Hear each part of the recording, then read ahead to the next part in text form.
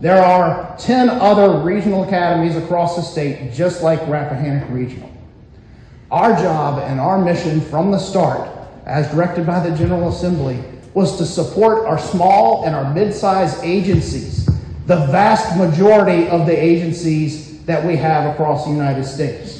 The Fairfaxes don't need us, the Richmonds don't need us, the Virginia Beaches don't need us. But the Colonial Beaches need us. The Fredericksburgs need us. Spotsy, y'all are getting big, I don't know. Y'all still need me. Warrenton. Whitestone. Whitestone's out where you were, down towards Deltaville. It has one part-time chief. That's it. That is it. So we're here to support all of those small agencies that can't support their own training mission. It's my job to make sure all of those small agencies and those officers get the training they need.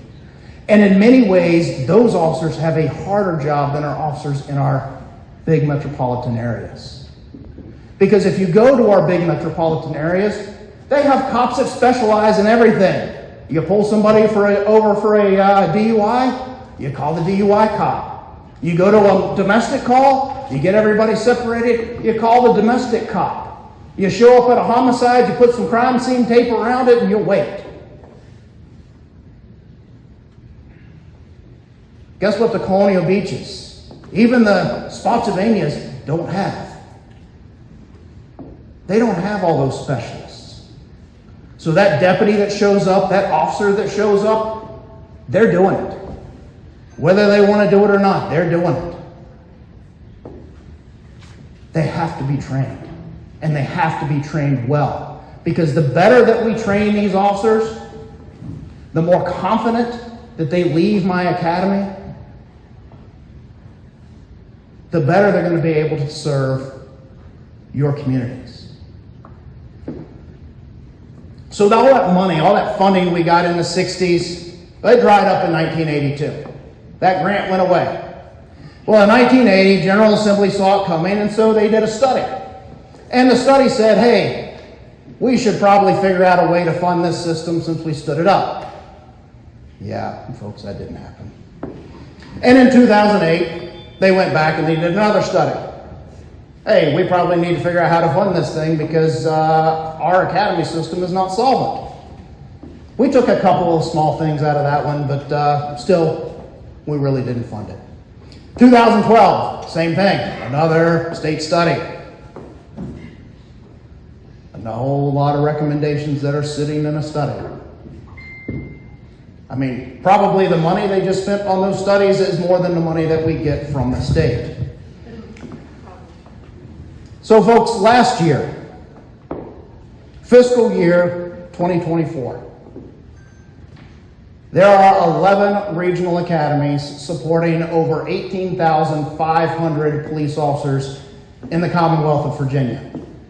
That is over 60% of your officers are trained in a regional system. Now you would think the state would want to give us money for that. Last fiscal year, between all 11 of us, we got $2.3 million to support over 18,500 officers.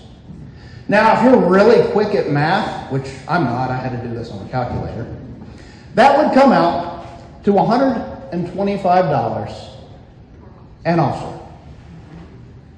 That is what the Commonwealth of Virginia thinks the training value for your law enforcement is worth. Now, I'm not bashing the General Assembly because I have some assembly members here who are supporting us, who do everything they can. But for some reason, there is a disconnect and we cannot get the money that we need. Now, our academy has been doing okay. When I came in 2013 as the director, it was coming out of the recession. We didn't have a whole lot of reserves.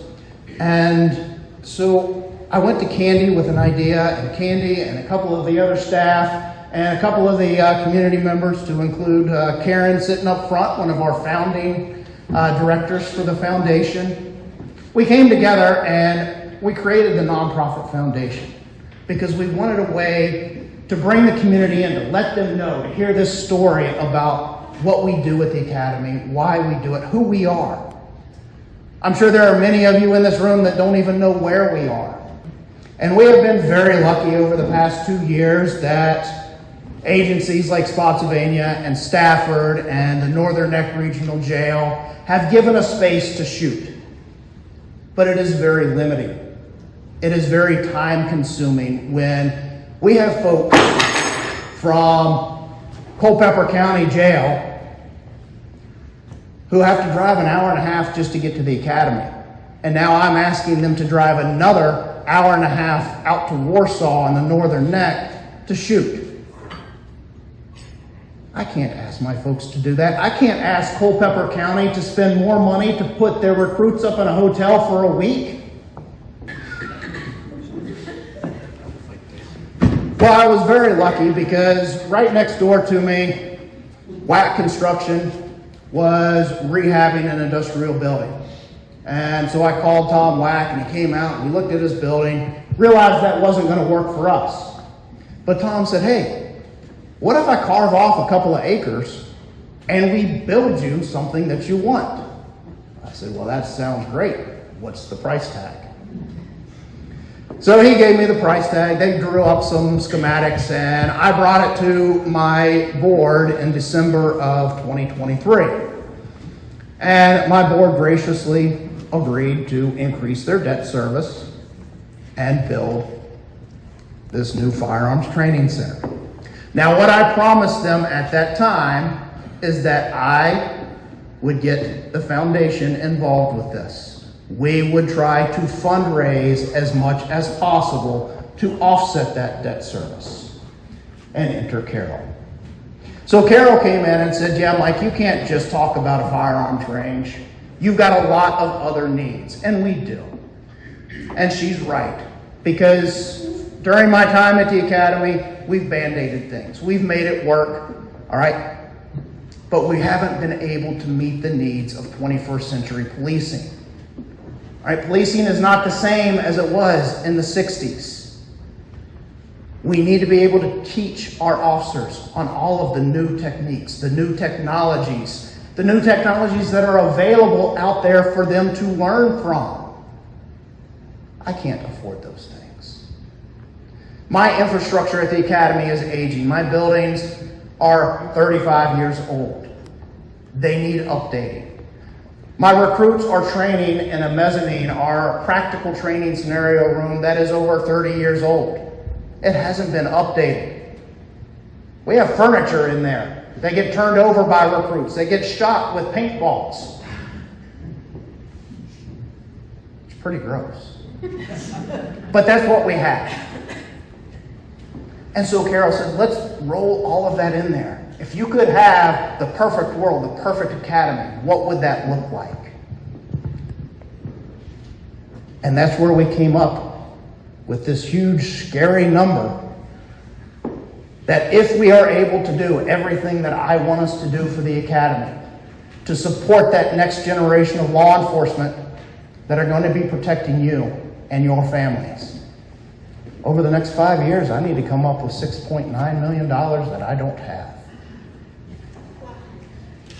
Now, my board has been gracious, and they did start paying a little bit more money this year for the debt service, but I can't go and ask them for all of those things. And so here I am, hat in hand, standing in front of you, asking you, will you support your local law enforcement? Will you support the next generation so that we don't show up on YouTube, so that we don't show up on the 6 o'clock news because we've lost our minds? But we do show up on the news because we've done the right things for the right reasons in the right ways.